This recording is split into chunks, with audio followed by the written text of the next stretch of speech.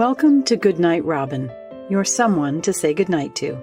I'm your host, Robin Rice. Tonight's episode is sponsored by our patrons. Now, who are they?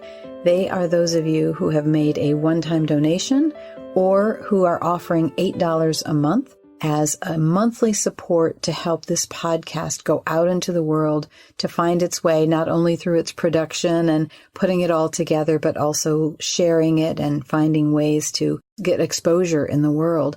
Our patrons are so important to us, and I just really want to thank you. You're making this happen. If you would like to be a patron, go to goodnightrobin.com/patron to learn more.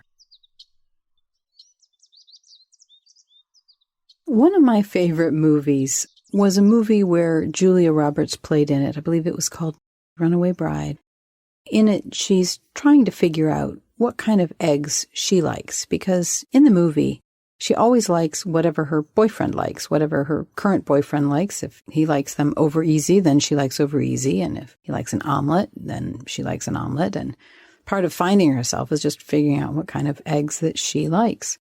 And I think we all have that work to do. We have to figure out what we like. And then we have to allow ourselves what we like.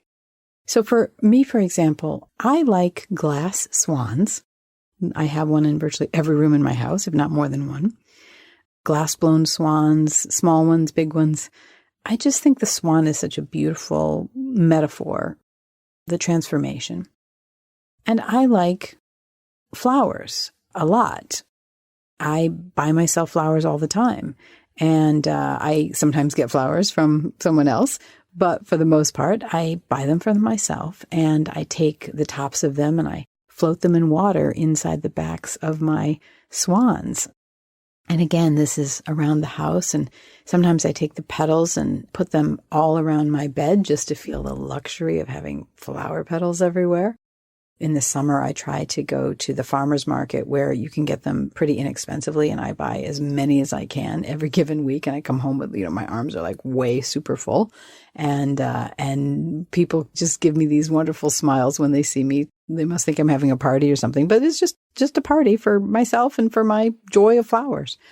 And the thing is I don't love a lot of other things. I don't need everything, but I know what I love. And I love swans and I love flowers. And there's a few other things that I like as well. Obviously, there things in life, but I have a very particular salt that I love. I use a very, gourmet salt that actually was referred to me in a favorites things list by Seth Godin, interestingly enough. And I tried it and I'm like, yeah, I really love that salt.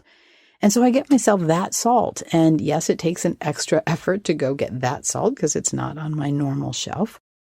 But these are things that I do for myself. And we all have the option of knowing and learning what we like and then giving it to ourselves. It's perfectly fine to give yourself a gift, to treat yourself to what you really love, what really sparks you. And, for some people, it's going to be art supplies. And for another person, it's going to be car magazines. And, there's lots of different things. And they might seem frivolous, but they're not frivolous if they touch your heart. And, hopefully you don't like Ferraris because that's very expensive if you don't have the budget.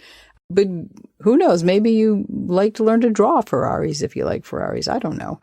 But the idea is that we are responsible for knowing what we want, what kind of eggs, how we like them.